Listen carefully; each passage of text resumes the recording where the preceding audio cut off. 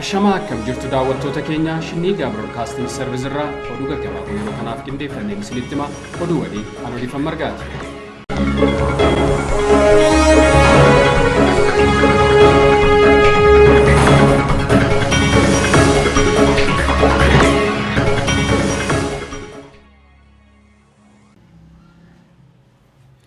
Addi bilisummaa Oromoo waraana yeroo ammaa murni bilxiginnaa geggeessaa jiru ilaalchisuun ibsa baase. Addi bilisummaa Oromoo yeroo ammaa sochii waraana Itoophiyaa keessatti geggeeffamaa jiru ilaalchisee ibsa baaseen mootummaan bilxiginnaa waraana hiika hin qabneef ilmaan Oromoo lafarraa duguugaa jiraachuu dubbate. Uummattoonni Itoophiyaa addatti ammoo uummanni Oromoo jaarraa tokko oliif fedhii isaanii malee waraanaaf walitti bu'iinsa dhuma hin qabnetti wayita dhiibaman arguun hedduu nama gaddisiisa kan jedhu ibsi adda bilisummaa Oromoo kuni impaayirri Itoophiyaa yeroo hundeeffamte irraa eegalee gola warmormii lolaa fi walitti bu'iinsaa ta'uun itti fuftee jirti jedha. Murnoonni Itoophiyaa dhufaa darban keessumaa paartiin bilxiginnaa yeroo ammaa aangoo dhuunfatee jiru daandii waraanaa qofa kan filate yoo ta'u uummattoonni impaayira Itoophiyaas lola dhuma hin qabneen akka takaalaman taasisee jira. Addi bilisummaa Oromoos gocha kana cimsee balaaleffataa jedhee jira. Itti dabaluunis ibsa isaa keessatti saboonni Itoophiyaa mootummaa bilxiginnaa balaaleffachuun filannoon seera qabeessi akka godhamuuf akka tumsan akkasumas hawaasni idil addunyaa marti biyyattiitti nagaa waaraa fiduuf dhiibbaa akka taasisan tuquun ibsa isaa goolabee jira. Murni bilxiginnaa walloo aanaa arxummaa fursii xiyyaaraan haleele. Murni bilxiginnaa yeroo ammaa haleellaa jajjabaa humni ittisaa Tigraay fi waraana bilisummaa Oromoo irraa keessummeessaa jiru guyyaa kaleessaa Sadaasa 2021 aanaa arxummaa fursii magaalaa Caffaa irratti waaree booda naannoo sa'a 9 walakkaatti haleellaa diroonii raawwateen daa'imman hawwaniif hojjettoota mootummaa dabalatee namoonni 38 ol yoo ajjeefaman namoonni 42 ol immoo madaa'uun beekamee jira. Yeroo haleellaan kun waraana bilxiginnaan raawwatame magaalattii keessa wal waraansi tokko akka hin jirre jiraattonni ni dubbatu.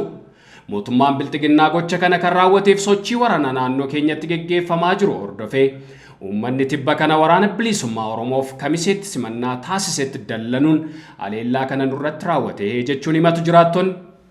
Kun tarkaanfii abdii kutannaa sirnichi Oromoon walloo humnoota bilisummaaf lolan tumsitan jedhuuf raawwateedha jedhu.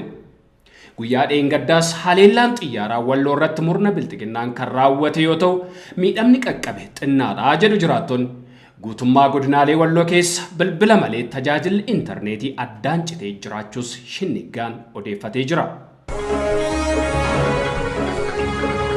Baalee Roobeetti waraanni mootummaa dargaggoota dirqiin adda waraanaatti guuraa jira. Baalee Roobeetti murni bilxiginnaa yeroo ammaa dargaggoota dirqiin adda waraanaatti guuraa jiraachuun beekame.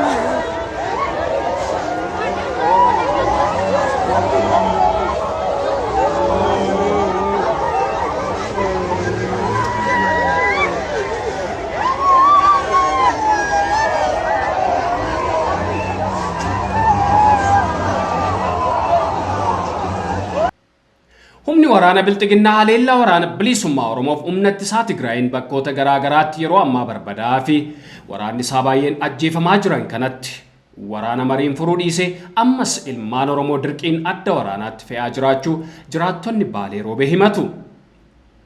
Akka viidiyoon marsaalee hawaasummaa kanarra deddeemaa jiru agarsiisutti haati ilmaan Oromoo kanneen dirqiin adda waraanaa geeffamaa jiranii konkolaataan yeroo fe'amanitti iyyaaf boo'ichaan yeroo geggeessan mul'atu. Miirri bakka sanaa mul'atus miira gaddisiisaaf ulfaataadha kan ifoome. Oromiyaa bakkoota baay'eetti mootummaan bilxiginnaa ilmaan Oromoo dirqiif goomsaan adda waraanaatti geessee fichisiisaa turuuf jiraachuun isaa kan yaadatamudha.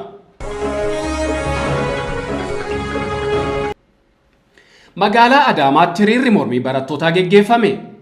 Magaalaa guddittii Baashaggar Adaamaatti guyyaa irraa Sadaasa 2021 hiriirri mormii barattoota mana barnootaa sadarkaa jalqabaaf lammaffaa Najjaashii fi mana barumsaa qophaa'ina hawaasiin geggeeffame.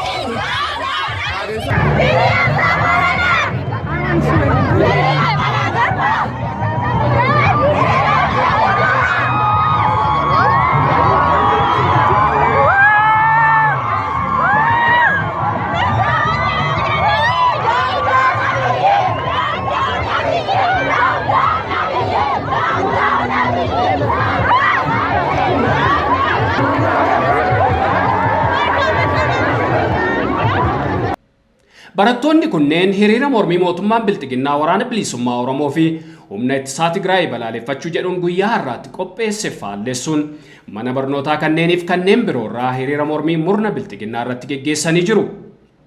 Hiriira kanarrattis dhaadannoo daawun Abiyyi hidhamtoonni siyaasaa hiikamanii haqni hacaaluuf kan jedhu dhageessisanii jiru.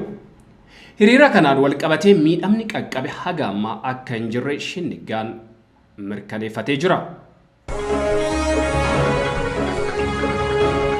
Gareeleen finciltootaa sagal bulchiinsa muummee ministeera Abiy kuffisuuf qindoomina uumuufi jedhame. Aboot TPLF fi waboot dabalatee gareeleen finciltootaa sagal mootummaa Itoophiyaa kuffisuun mootummaa ce'umsaa ijaaruuf qindoomina uumuuf akka jiran beeksisani. Qindoominni humnoonni siyaasa sagal ijaaruuf jedhan kun galmi isaa atattamaa mootummaa abbaa irree Abiy aangorraa buusuun mootummaa ce'umsaa ijaaruudhaa jechuun dubbiimaan waraana bilisummaa Oromoo Odaa Tarbii himaniiru. Sana booda qooda fudhattoota hunda waliin ta'uun egeree hundaan fudhatama qabu lafa kaa'uuf mariin ni godhamaa jedhani. Qindoominni humnoota siyaasaa kun adda tokkummaa humnoota federaalistii fi konfederaalistii Itoophiyaa akka jedhamu Reuters gabaaseera.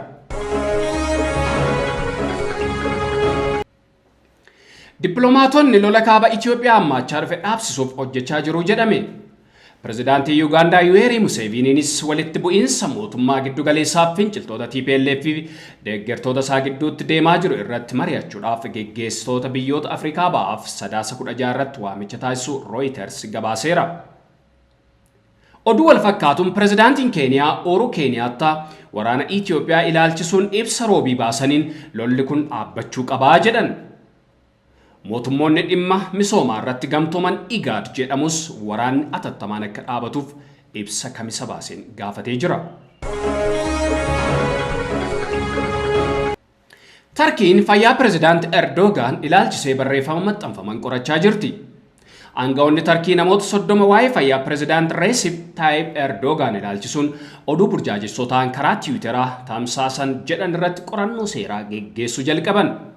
Poolisiin akka jedhutti namoonni qorannoon seeraa irratti jalqabame kunneen barreeffama qabiyyeen isaa dhiibbaa hin taane uumu Tiwiitera irratti karaa haashtaag oolmaas Tarkii keessatti du'ee jedhu oofaa jiru. Wanti haashtaag kun yeroo fayyaa pireezidaanti Erdogan ilaalchisee shakkiin dabalaa jirutti tamsa'uu jalqabe. Deeggartoonni pireezidaantichaa ammoo suuraa isaa yeroon hojiitti jiru qoqqooduudhaan shakkiiwwan ka'aa jiran kana busheessuuf yaalutti jiru. Egaan daawwattoota keenya oduu gaggabaaboo yeroo kanaaf qabannee dhiyaannu kan hangammaa turanii qophiilee shanii gaafa waliin turte